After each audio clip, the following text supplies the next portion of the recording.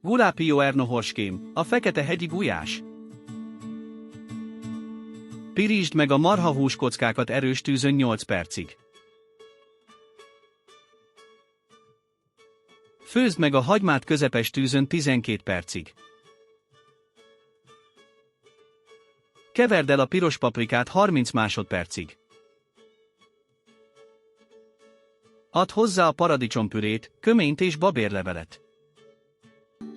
Öntsd fel a vörösborral és főzd 3 percig.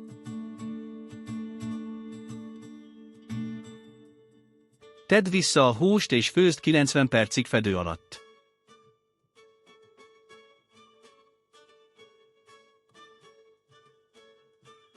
Add hozzá a burgonyát és főzd 25 percig.